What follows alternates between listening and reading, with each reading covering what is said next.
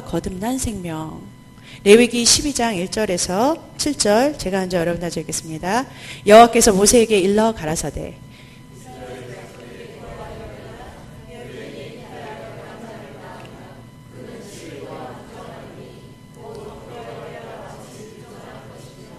제8일에는 그 아이의 양피를 뺄 것이요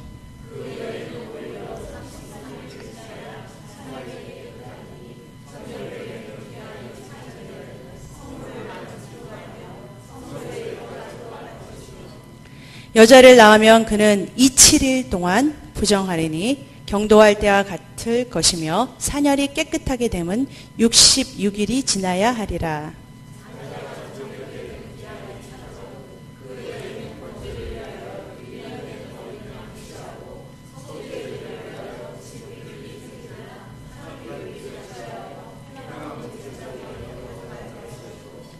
제사장은 그것을 여호와 앞에 들여서 여인을 위하여 속죄할지니 그리하여 산혈이 깨끗하리라. 이는 자녀간 생산한 여인에 대한 규례니라. 아멘. 이게 지금 레위기 12장에는 뭐가 나오냐면요. 아이를 낳은 산모의 정결 의식이 나와요. 그러니까 피를 흘리는 것은 부정함이라고 그러잖아요. 부정하잖아요. 그렇기 때문에 이 아이를 낳은 산모는 이제 이렇게 아이를 낳고 이제 피를 흘려요. 피를 쏟아내요. 근데 그게 성경에 뭐냐면 부정하다고 말해요. 근데 아이를 낳으면 아이만 달랑 나오는 게 아니라 피도 같이 쏟아내요. 근데 그것이 부정한 것이라고 나와 있는데 제가 이렇게 여러분들 쉽게 이해하라고 이렇게 숫자로 써봤어요. 이렇게 성경에 그거를. 산모가 그 부정한 피를 흘린 것에 대한 정결하게 되는 의식이 있어요. 이런 것들을 해야 이렇게 성전 안으로 들어갈 수 있어요. 정결하게 돼서. 그렇지 않으면 그 전에는 산모는 성전에 들어갈 수 없고, 그리고 거기 성물을 만질 수가 없어요. 근데 산모가 남자아이를 낳으면 7일 플러스 33일을 뭐예요? 부정할 것이며 그 다음에 깨끗게 될 것이라는 거예요.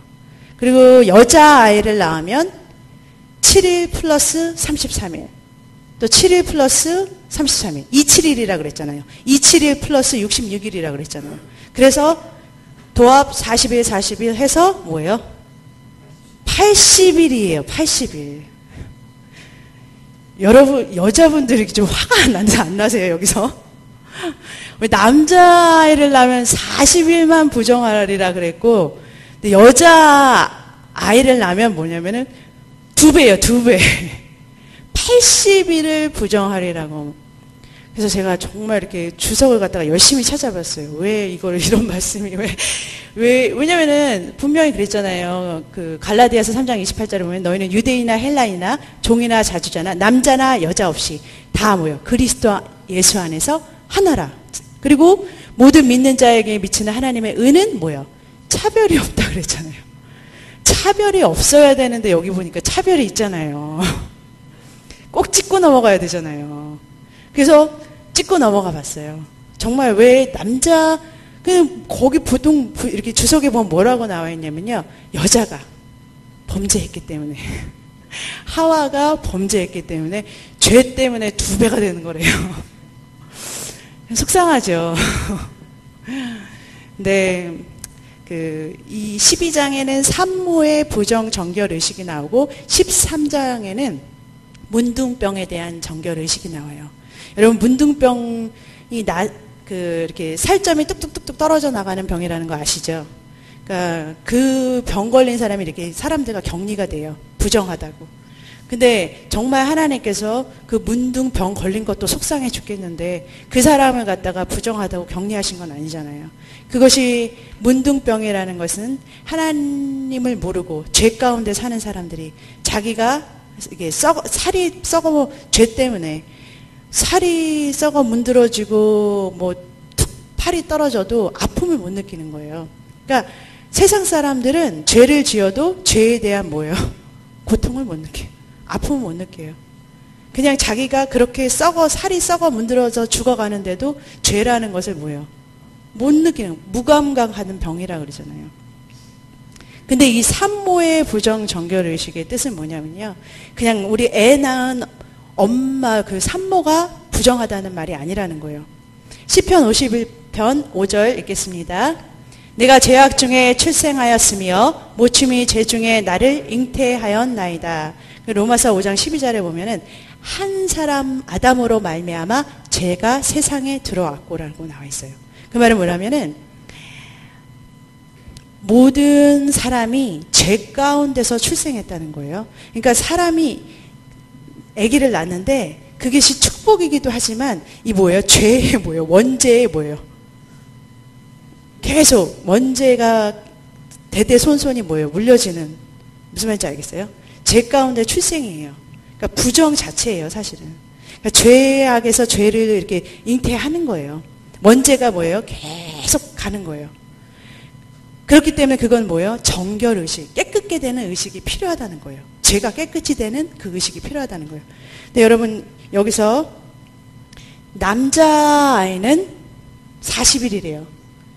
네, 여러분 남자하고 여자를 성경에서 구분할 때요. 이 성적인 남자와 성별로 구분한 게 아니에요. 이 남자는 항상 예수 그리스도를 표해요. 우리의 신랑 대신 누구예요? 예수잖아요. 그리고 신부는 항상 누구예요? 네, 우리예요, 나. 여기 남자분들은 신부 아니세요? 그리스도의 신부 아니세요? 아니에요? 맞아요. 다 여기 있는 남자건 여자건 다 누구냐면 그리스도의 신부로 나와요. 성경의 여자는 뭐예요? 다 신부로 나온단 말이에요. 그러면은 이 여자는 우리를 표하고 이 남자는 예수님을 만난다는 거예요. 예수님도 인성을 가지고 태어나셨죠. 100% 뭐예요? 사람으로 오셨어요. 그렇죠? 우리도 100% 육신을 가진 사람으로 태어났어요. 그렇죠? 똑같아요. 근데 우리 예수님과 우리 다른 점이 뭐냐면 예수님은 육으로 8일 만에 할례라는 것이 들어서 영으로 사신 그러니까 영으로 사신, 하나님의 영으로 사신 40일이에요. 그리고 나서 어디로 들어가요? 지성소로 들어가시는 거예요. 성소로 들어갈 수 있는 게 되는 거예요. 우리는 어때요? 플러스 7 플러스 33. 왜 이렇게 구분해놨냐면 이게 40일, 이게 40일. 이게 뭐냐면은 우리가 육으로 사는 40. 40은 고생이 만수잖아요. 만수. 모세가 40년을 광야에 이스라엘 백성을 끌고 다녔잖아요. 그 육의 40년이에요. 모세가 시내산에서 율법을 받았을 때도 40년, 40일. 그리고 또 다른 새로운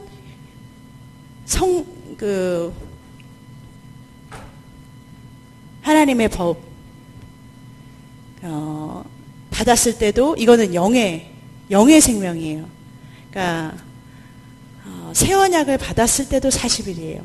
그러니까 40이라는 숫자가 딱 41이라는 숫자가 아니라 어느 고생에 채워지는 만수라고 생각을 하면 돼요. 그러니까 여러분들한테 지금 제가 뭐를 설명하고 싶으냐면요.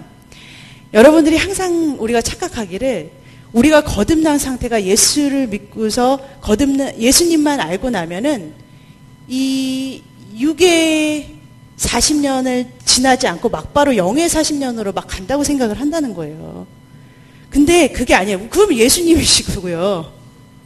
우리의 삶은 죄 가운데서 뭐예요? 우리의 육을 죽이는 40년의 뭐예요? 광야의 길이 있다는 거예요. 그걸 거치고 또 뭐예요?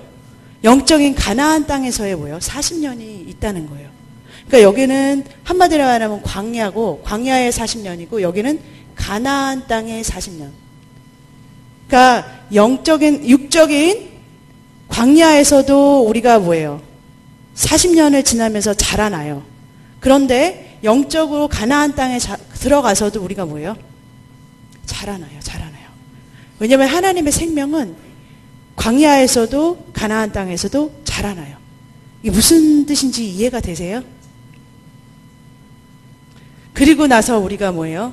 대속죄일로 들어가서 그 다음에 주님을 만나는 거예요. 완결한 하늘 성소로 들어가는 날이 이 죄에 대한 모든 것이 끝나는 영속되는 날, 그때 들어간다는 거예요.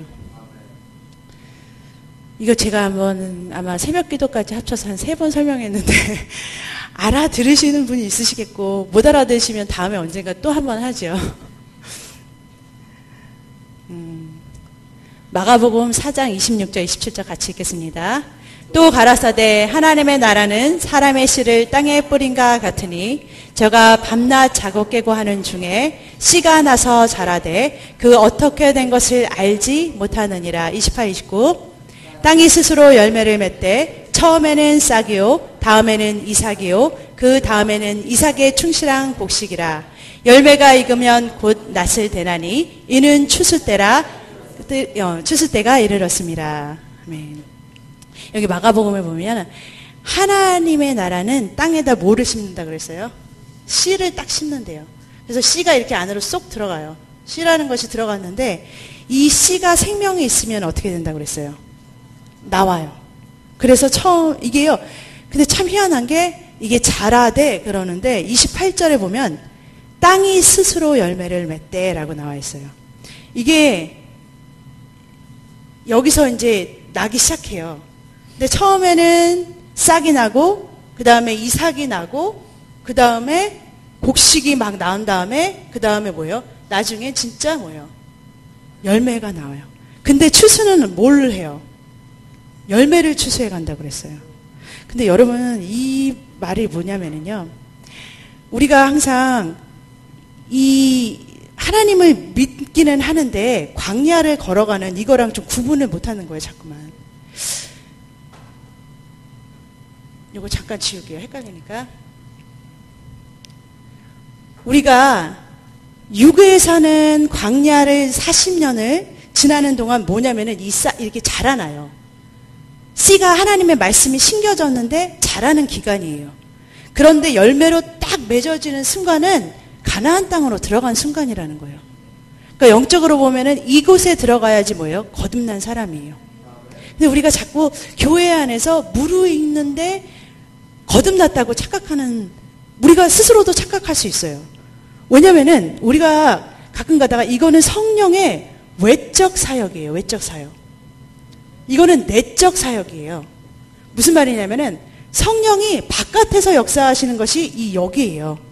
근데 우리가 성령이 우리가 환상을 보기도 하고 하나님의 성령의 기적을 체험하기도 하고 여러 가지 성령의 역사를 바깥에서 볼 수도 있어요. 그런데 내가 이것이 체험됐기 때문에 이것이 성령의 외적 사역임에도 불구하고 이 내적 사역이라고 생각해서 내가 성령을 보고 하나님을 봤기 때문에 내가 뭐예요? 가나안 땅으로 들어갔다고 착각할 수도 있다는 거예요. 그런데 중요한 것은 이 광야, 육을 죽이는 이 광야에서도 하나님께서 분명히 불기둥으로 구름기둥으로 그들을 인도해 내셨어요. 그게 무슨 말이냐면 하나님의 인도하심과 보호하심이 있었어요. 그리고 함께 하심이 있었어요. 그리고 나서 뭐라 그랬냐면 그리고 나서 그들을 인도할 때 만나와 메추라기도 먹이셨어요. 하나님의 만나, 하나님의 말씀도 먹이셨어요. 그리고 메추라기도 필요한 것을 물도 마라의 물에서 광야에서 물도 먹이셨잖아요. 필요한 것을 뭐요? 공급해 주셨어요. 광야를 지난 동안 신발이 하나도 다르지 않을 정도로 하나님께 보호해 주시고 인도하심이 있었음에도 불구하고 성경은 뭐라 그러냐면은 유다서 1장 5절 같이 읽겠습니다. 너희가 본래 범죄를 알았으나 내가 너희로 다시 생각나고자 하노라. 주께서 백성을 애굽에서 구원하여 내시고 후에 믿지 아니한 자들을 멸하셨으며. 이게 무슨 말이냐면요. 광야에서 분명히 하나님을 체험하고 광야에서 하나님을 만났음에도 불구하고 가나안 땅으로 들어가지 못한 사람들이 어디서 엎드려 죽었어요? 광야에서 엎드려 죽였어요. 애굽에서는 나왔어요. 세상에서는 나왔어요. 근데 세상에서는 나와서 하나님도 체험하고 세상에서 나와서 교회 생활을 하면서, 교회는 광야라라고 사도행전에 나오죠. 교회 생활을 하면서 분명히 똑같이 교회 생활을 하면서 우리가 하나님 안에서 이렇게 공동체에서 이렇게 광야를 걸어가거든요. 그런데도 불구하고 실제로는 성령께서 내적으로 오신 그게 하나님의 성령의 인치심이잖아요. 인치심 거듭남에 대해서 사실은 들어가지 못한 사람들이 많이 있어요. 그런 사람들은 내적인 변화가 일어나질 않아요. 실제적으로는 내적으로 그 안에 사랑이 나오지 않아요. 하나님의 생명의 사랑이요. 나오는 것 같은데 그게 안에서 나오는 그 생명이 흘러나오질 않아요. 남을 살릴 수 있는 그 생명력이 없어요. 그게 하나님의 이 안에서 나를 변화시키고 다른 사람의 생명을 살려낼 수 있는 그것은 복음으로 거듭난 자, 이 영의 생명으로 태어난 사람만이 할 수 있는 거예요. 단지 여기에서도 우리 40년을 유괴 생활, 광야 생활을 하는 동안 자라난다고 그랬잖아요. 꼭 이런 거나 똑같은 거예요. 임신한 아기가 아빠 엄마의 정자와 난자가 딱 만나가지고서 딱 생명이라는 것이 여기 딱 생기잖아요. 그러면은 이 생명체가 이렇게 모양이 조금씩 이렇게 생성이 되잖아요. 10달 동안에 뭔가가 막 생기잖아요. 자라나잖아요. 그런데 이 뱃속에 있는 동안 계속 자라나기는 자라나는데 이게 실질적으로 딱 엄마 뱃속에서 이렇게 딱 나와서 해산하는 순간이 뭐예요? 진짜 생명이잖아요. 그 전에는 뭐예요? 자라나는 아빠 엄마의 생명체이긴 하지만 실제는 뭐예요? 생명은 아니에요. 아직 생명은 아니에요. 그래서 마태복음에는요. 마태복음 24장 19절 읽겠습니다. 그날에는 아이벤 자들과 젖 먹이는 자들에게 화가 있으리로다. 그날이 뭐냐면 예수님께서 오시는 날. 마태복음 24장은 재림장이라고 그랬죠. 그날에 예수님께서 오시는 날 아이벤 자들이 뭐예요? 그 임신한 여자들. 그리고 젖을 먹이는 자들에게는 뭐예요? 화가 있을 거라 그래요. 그럼 아기 벤 자들은 뭐예요? 아직 아이를 담아놨는데 낳지 못한 거예요. 해산을 하지 못한 거예요. 생명체를 뭐예요? 낳지 못한 거예요. 젖 먹이는 자들은 뭐예요? 아직까지도 이렇게 젖을 먹여가지고서 장성한 분량의 이렇게 열매를 맺는 자로 뭐예요? 만들어내지 못한 화가 있다는 거예요. 화가. 그러니까 여러분들 이 구분은 굉장히 중요한 거예요. 여러분들이 생명으로 들어가느냐 아니면은 그날에 구원받느냐 구원받지 못하느냐는 여기 결정되는 중요한 문제예요. 내가 성령의 내적 사역이 외적 사역이 거듭남이 뭐가 그게 아니에요. 굉장히 중요한 거예요. 내가 주님 안에서 그리스도 안에서 정말 거듭난 생명이 됐는가? 정말 성령님께서 나의 내적 나를 만지심으로 바깥에서 내가 경험했던 것이 나의 전부가 아니라 정말 내 안에서 역사하시는 하나님께서 나를 변화시키고 나를 통해서 누군가가 생명을 얻어서 자라나고 있는가? 길러내고 있는가? 생명체 하나를 길러내고 있는가? 여러분들이 정말 거듭났다는 확인할 수 있는 확실한 증거는 뭔지 아세요? 밖으로는 거듭난 게 바람이 임의로 불 때 너 거듭난 사람이 잘 모른다고 그러잖아요. 구분이 안 간다고 그러잖아요. 성령으로 인친 사람도. 그런데 거듭난 확실한 증거가 하나 있어요.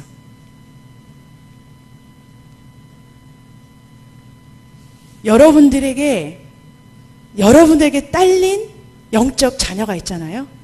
그 자녀를 지금 여러분들이 키우고 있잖아요.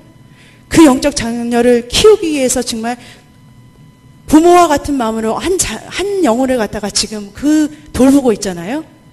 그러면 여러분들 하나님이 절대로 여러분 버리시지 않아요. 여러분 이 아이를 키우는 영적인 뭐예요? 신부가 돼버렸기 때문에 그래요. 아무나 키우는 거는 아니죠. 왜냐면 이 아이를 키우려고 그러면은 이 아이에 대해 여러분들에게 희생이라는 것이 필요하고 이 아이를 키우기 위한 이런 내 자아가 죽는 어떠한 내 부분이 찢겨나가는 아픔도 있을 수 있고 공급해주는 나의 희생이 꼭 필요하기 때문에 그렇다는 거예요. 한 생명을 길러나는데 필요한 나의 희생이 필요하다는 거예요.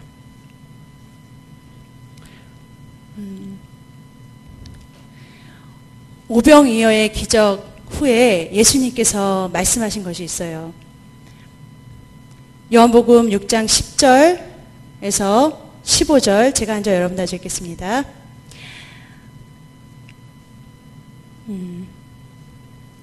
예수께서 가라사대 이 사람들로 앉게 하라 하신대 그곳에 잔디가 많은지라 사람들이 앉으니 수요가 5천쯤 되더라.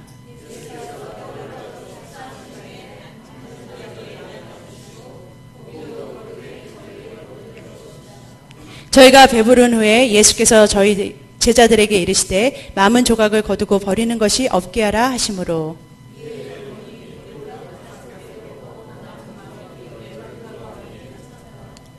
그 사람들이 예수의 행하신 이 표적을 보고 말하되 이는 참으로 세상에 오실 그 선지자라 하더라.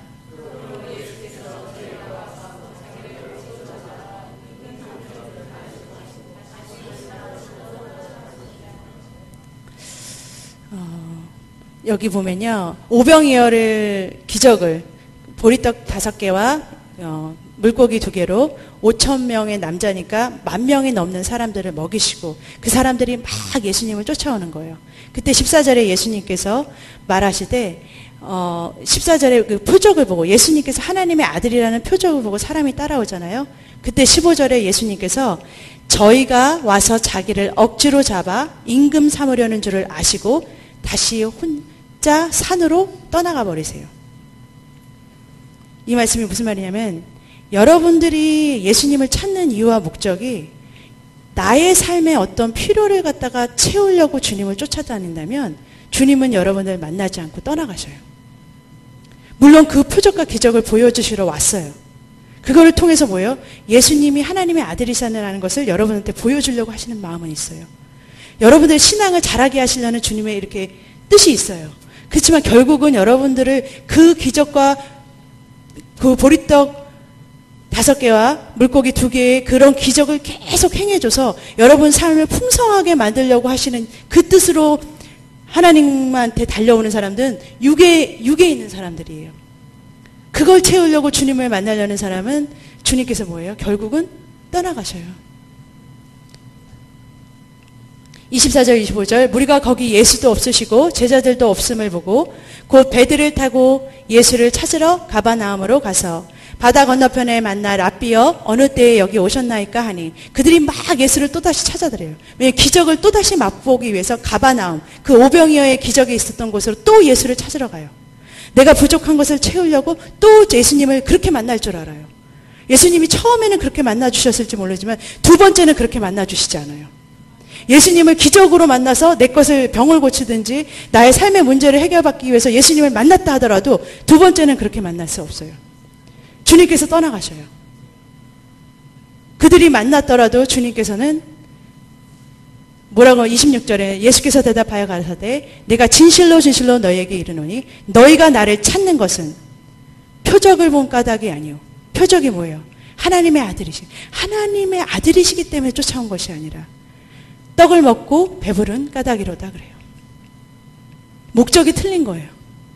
6장 53절에 보면 예수님께서 인자의 살을 먹고 인자의 피를 마시지 아니하면 너희 속에 생명이 없느니라 하셔요. 내 살을 먹고 내 피를 마시는 자는 내 안에 거하고 나도 그 안에 거하나니 하면서 주님께서 뭐냐면요. 나를 먹는 그 사람도 나를 인하여 살리라. 내 살과 피를 먹으라 그래요. 그랬더니 요한복음 66장에 보니까 제자들 중에 많이 물러가고 다 가버려요. 진짜 예수님의 생명을 같이 나누자. 무슨 말이냐면요. 실질적으로 예수님과 내가 너와 함께 하자고 할 때 주님 곁에 남아있는 사람이 별로 없어요. 정말 주님과 함께 그 생명의 관계를 맺고자 할 때 정말 그것을 사모하고서 주님을 따라가는 사람이 별로 없어요. 67절에 예수께서 12 제자에게 이르시되 너희도 가려느냐 그러셔요. 그랬더니 68절에 시몬 베드로가 대답하여 같이 읽겠습니다. 주여 영생의 말씀이 계심에 우리가 네게로 가오리까. 아멘.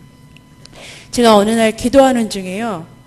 제가 막 정말로 이 내용을 갖다가 십자가 산상에 선 예수님의 눈빛을 보았어요.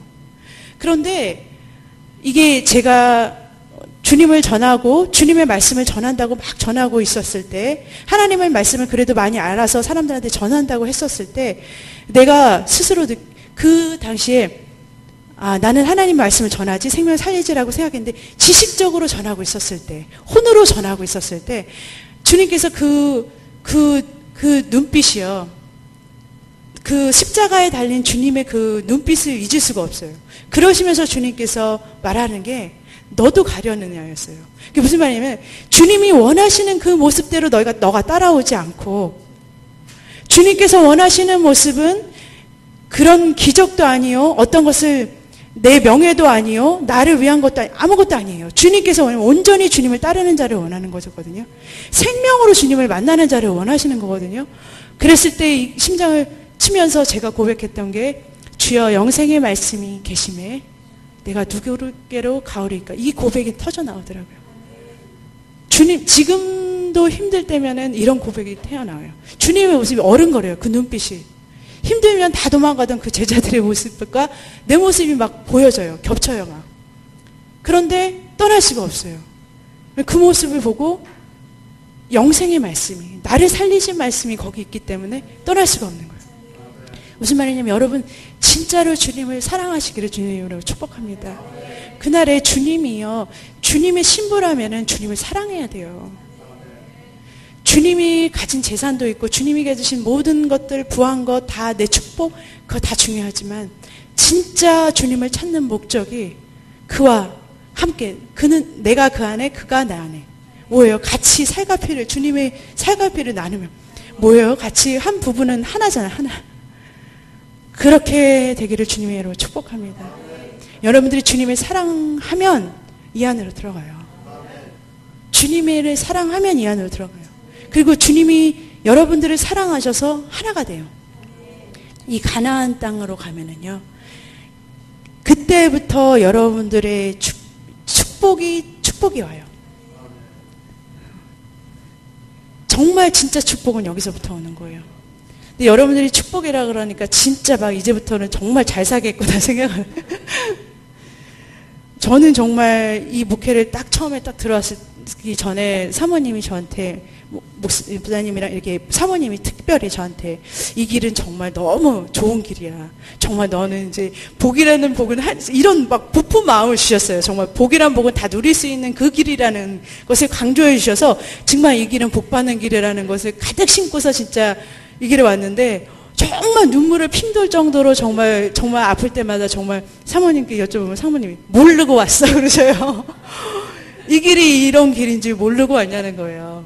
그런데 정말로 그러면서 제가 뭐를 느꼈냐면요, 생명이라는 거, 여기 말씀해 보면요, 이런 것들을 먹으면서, 고난이라는 거, 하나님께서 주신 고난을 먹으면서, 고난의 40일이잖아요, 광야가. 여기도 고난이 있고 여기도 고난이 있어요. 근데 틀린 고난이에요. 자, 여기서도 고난이 있었고 여기서도 고난이 있었어요. 여러분 고난이 떠난다고 생각하시면 안 돼요. 고난의 40은 6에서도 있었고 0에서도 있었어요. 단지 우리가 고난을 해결하는 방법이 여기서와 여기서 틀린 것뿐이에요. 분명한 것은 고난이 항상 죽을 때까지 있어요. 지성소로 들어갈 때까지. 있기는 있는데 해결하는 방법이 틀려요. 여기 있는 사람들은 주 안에서 해결하는 거예요. 주님으로밖에는 해결이 안 되는 거예요. 그러니까 주님을 떠나서면 여기서는 해결이 되겠어요, 안 되겠어요? 안 돼요. 여기서는 어쩌면은 내가 주님을 조금 몰라도 해결해 주실 수도 있어요. 그런데 여기서 잘못하면은 진나게 맞다가 지옥 갈 수도 있어요. 진짜로요.